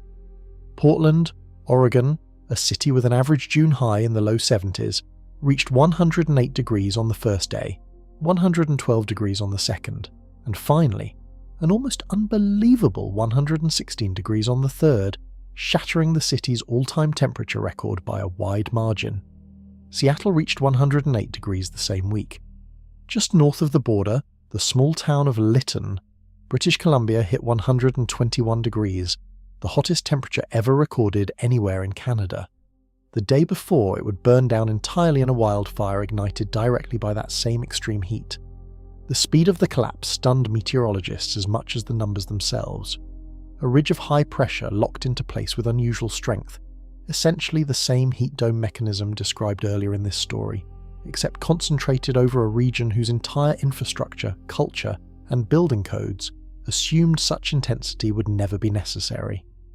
Forecasters watching computer models in the days beforehand reported genuine disbelief at the numbers being projected, assuming for a time that the models themselves must be malfunctioning, rather than accurately predicting a region about to shatter its own climate history within a single long weekend.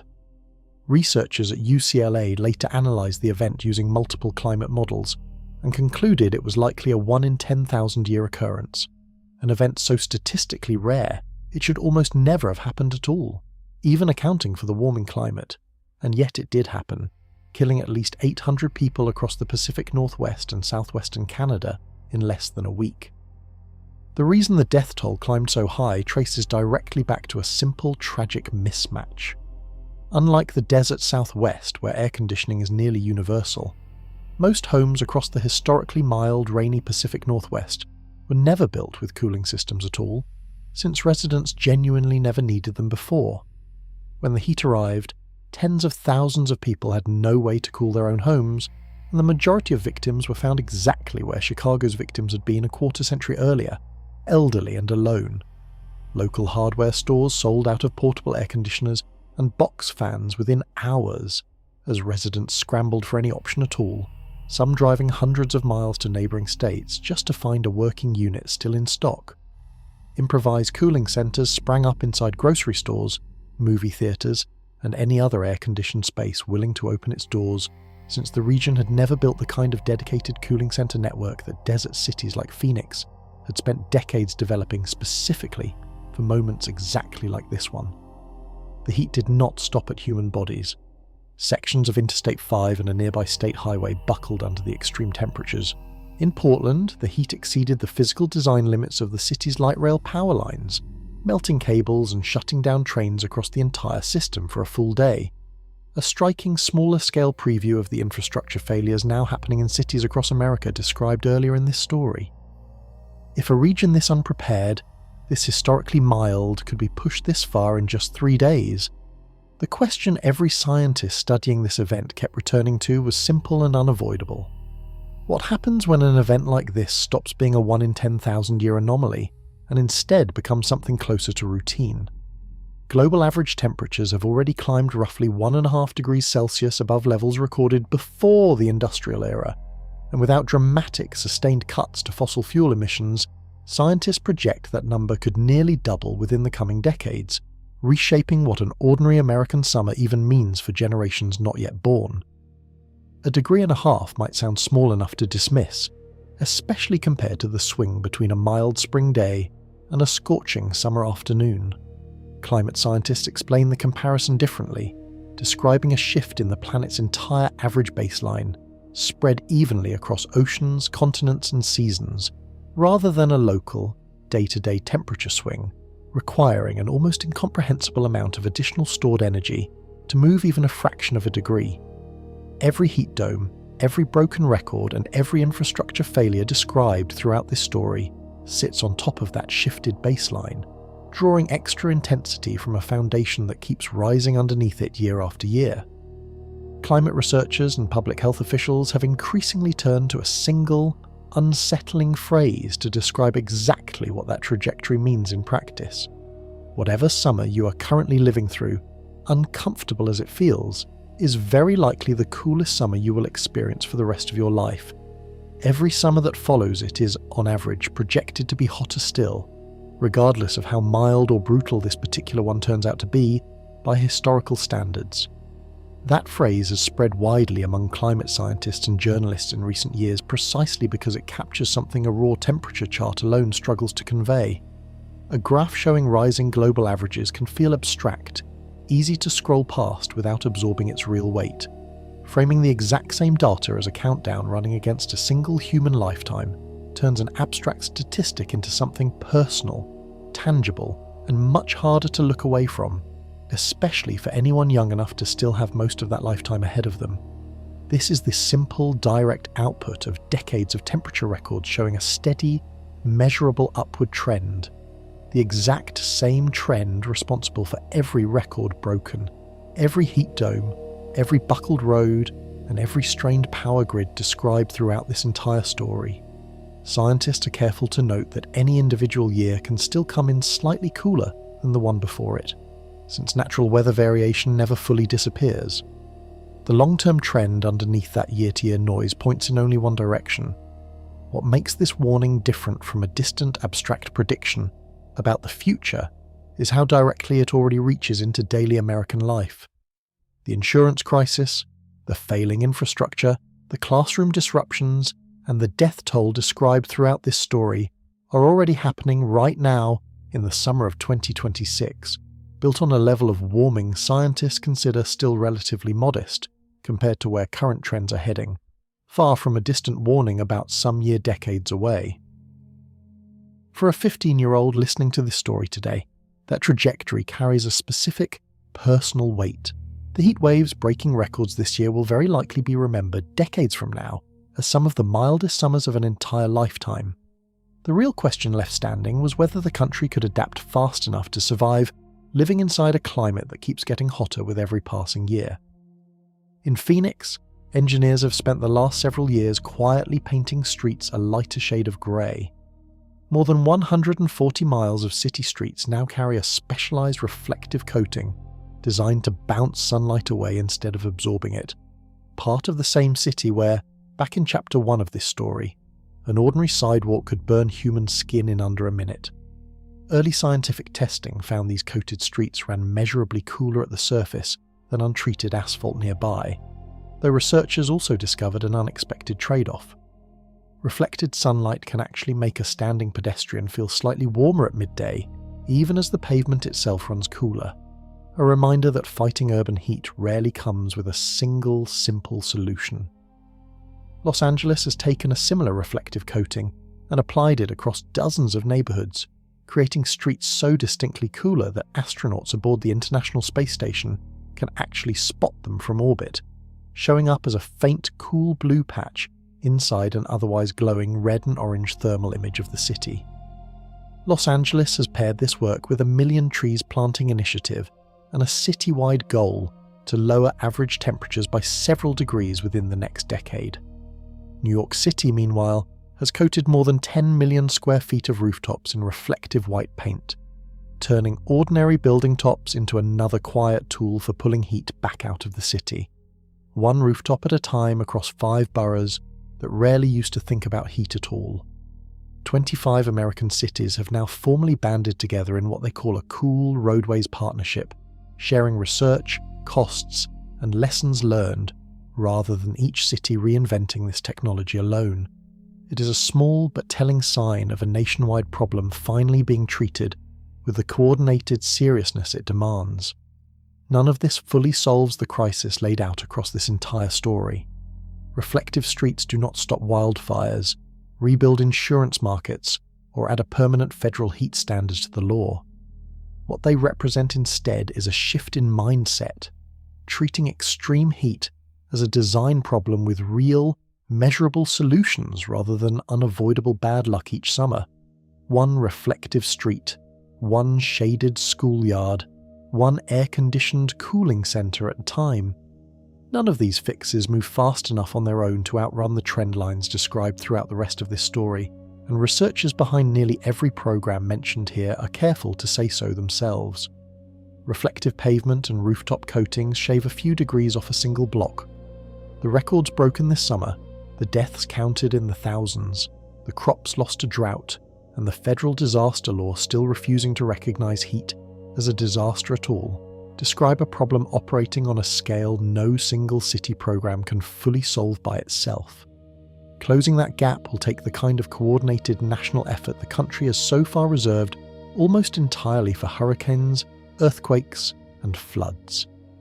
Every record broken, every buckled road, every overwhelmed hospital, and every quiet death behind a closed apartment door told the same underlying story from a different angle. The heat has already arrived, and it shows no sign of leaving. What America builds next, one choice, one policy, one city block at a time, will decide exactly how many more chapters get written after this one.